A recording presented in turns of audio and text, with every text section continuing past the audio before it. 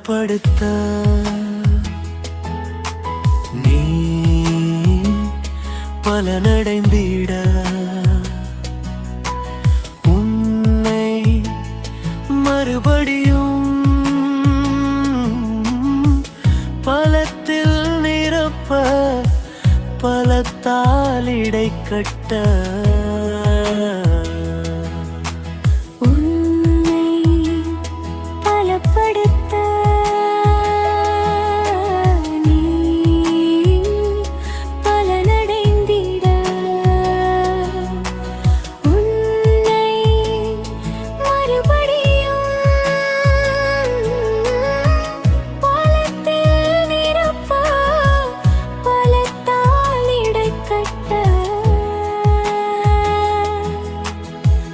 கழுகுகளைப் போல் பலனடைந்து படைந்திட உன்னை மறுபடியும் பலப்படுத்துவேன்.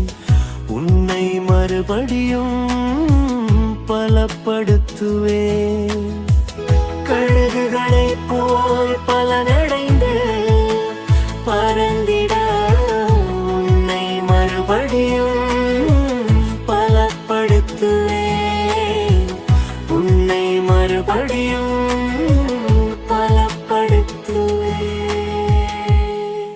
இன்றைக்கு நீங்கள் பலப்படும்படியாய் ஒரு காரியத்தை ஆண்டவர் உங்களோட பேசுகிறாரு. ஆண்டவர் ஒரு இடத்துக்கு போயிட்டு இருக்கும்போது இயேசு கிறிஸ்து ஒரு மரத்தை பார்க்குறாரு, ஒரு அத்தி மரத்தை பார்க்குறாரு.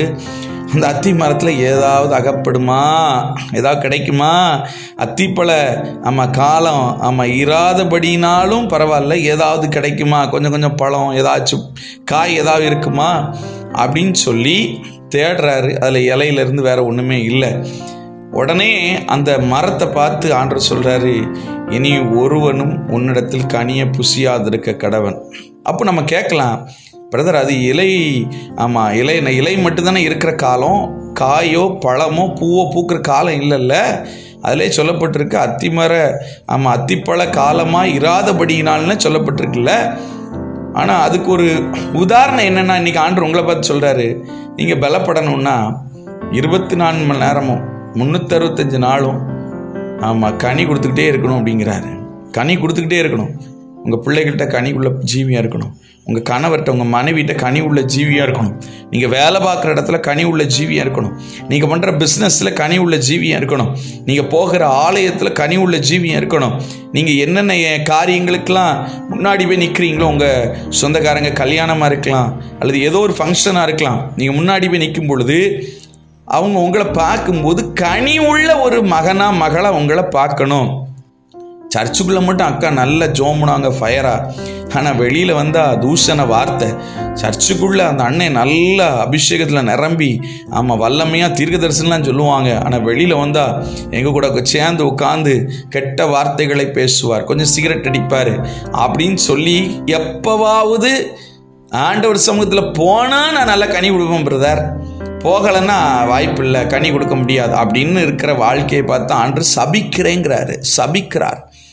நீ சர்ச்சுக்குள்ளே வந்தால் மட்டும் ஜோம் பண்ணுற, உன்னுடைய தனி அறையில் மட்டும் ஜோம் பண்ணுற, வெளியில் வந்தால் தூசண வார்த்தைகள் கெட்ட வார்த்தைகள். அதுக்கு காரணம் என்ன தெரியுமா? கடமுறை.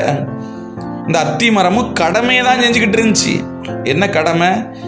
பழம் எல்லா சீசனுக்கும் பழம் எப்போ வருதோ அப்போ நான் பூ பூத்து காய் காய்த்து பழத்தை கொடுக்கேன். இல்லைன்னா எனக்கு அந்த பழத்துக்கு சம்பந்தம் இல்லை.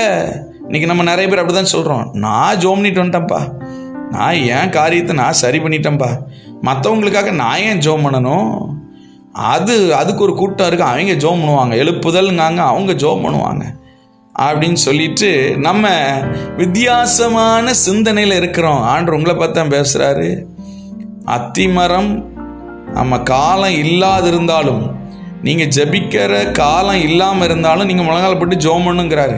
கனி கொடுக்கக்கூடிய காலம் இல்லாதிருந்தாலும், சில இடத்துலலாம் சொல்லுவோம், ஒரு இடத்துக்கு போயிருந்தோம், ஜாலியாக இருப்போம் பிரதர், நம்மளெல்லாம் மறந்து ஃபன்னாக இருப்போம். எல்லாத்தையும் கொஞ்சம் மறந்து கொஞ்சம் ஜாலியாக இருப்போம். ஜாலியாக இருக்கலாம், ஒன்றும் பிரச்சனை கிடையாது.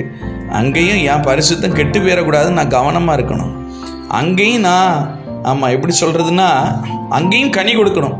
வேலையில் போகும்பொழுது நான் நிறைய பேரை பார்த்துருக்குறேன். எங்கள் சொந்தக்காரர் ஒருத்தர் இருக்கிறார், அவர் இறந்து போயிட்டார். அவங்க எப்போ பார்த்தாலும் அவங்க ஒரு டிஎன்எஸ்டிசியில் டிரைவராக இருந்தார். அவருடைய டைமிங் கரெக்டாக பஸ்ஸை விட்டு இறங்கின உடனே பைபிள் எடுத்து ஓரத்தில் உட்காந்து வாசிக்கிட்டே இருப்பார். கரெக்டாக பஸ்ஸு டைமிங்க்கு ஒரு நிமிஷம் பிந்தவும் மாட்டார், ஒரு நிமிஷம் முந்தவும் மாட்டார். பஸ் எடுப்பார், கிளம்பி போய்கிட்டே இருப்பார். கரெக்டாக 50 60 கிலோமீட்டருக்குள்ளே தான் போயிட்டே இருப்பார். அதுக்கு மேலேயும் போக மாட்டார், அதுக்கு கீழேயும் போக மாட்டார். கரெக்டாக அந்த ஸ்பீடை மெயின்டைன் பண்ணிக்கிட்டே இருப்பார். அவர் பேர் பொன்ராஜ். அப்போ எல்லோரும் சொல்லுவாங்க, ஆமாம், அந்த அவருடைய இறந்த டைமில் அந்த அதிகாரிகள் அவங்க கூட வேலை பார்க்குறவங்களாம் வந்து சொன்னாங்களாம், ஆமாம், இவர் சாதாரண பொன்ராஜ் இல்லையா, இவர் பொய் சொல்லா பொன்ராஜ். ஆமாம், இவர் எப்போ பார்த்தாலும் கனி கொடுத்துக்கிட்டே இருப்பார், பேசவே மாட்டார். எப்போவாவது ஒரு டைம் பேசுவாரா? எப்போவுமே அமைதியாக இருப்பார். எப்போவுமே வேதமும் கையுமோடு இருப்பார். சதா காலங்களும் கனி கொடுத்துக்கிட்டே இருப்பார். சதா காலங்களும் கனி கொடுத்துக்கிட்டே இருப்பார். அதிகாலையில் ஜோம் பண்ணிக்கிட்டே இருந்தார். ஆமாம், ஜோம் பண்ணிட்டு வருவாங்க அப்படின்னு சொல்லிட்டு பிள்ளை மனைவிலாம் வெயிட் பண்ணிகிட்டு இருந்தாங்க. ஆனால் வரவே இல்லை. போய் தட்டி பார்த்து எழுப்புனா மரித்து போய் விட்டார். கனி கொடுக்குற ஜீவியம் இருக்கு அவங்க வாழ்க்கையில். எப்பவும் கனி கொடுத்துக்கிட்டு இருக்கணும் பிரதர். தெரியாமல் கெட்ட வார்த்தை வந்துட்டு பிரதர், தெரியாமல் இதை பேசிட்டேன் பிரதர், தெரியாமல் இதை தப்பை செஞ்சுட்டேன் பிரதர், தெரியாமல் அது பண்ணிட்டேன், தெரியாமல். அதைத்தான் ஆண்டவர் சொல்கிறாரு, தெரியாமல் பண்ணினீன்னா நானும் உன்னை தெரியாமல் மறந்துடுவேங்காரு. நான் ஒன்றும் தெரியாமல் உன்னை விட்டு கடந்து போயிடுவேங்காரு, உன்னை கைவிட்டுட்டு போயிடுவேங்காரு. பரவாயில்லையா? கவனமாக இருங்க, கவனமாக இருங்க. அத்தி மரத்துக்கே அந்த பாடு அப்படின்னா, ஆமாம், பச்சை மரத்துக்கே அந்த பாடுன்னா பட்டை மரம். கொஞ்சம் யோசித்து பாருங்க, கவனமாக இருங்க. நீங்கள் இன்றைக்கு பலப்படுங்க, கனி கொடுக்குற ஜீவியம் வாழுங்க. கர்த்தர் உங்களை கனி கொடுக்குறவங்கள மாத்திரேன்னு சொல்கிறார், எப்பொழுதும் கனி கொடுக்குற ஜீவியம். தொடர்ந்து நாளை தினமும் இதே போல இன்னொரு மகிமையின் வார்த்தையை பலப்படுறதற்கு ஆண்டவர் உங்களோடு பேச விரும்புகிறார். தொடர்ந்து கேளுங்க. கர்த்தர் உங்களை ஆசீர்வதிப்பார். God bless you.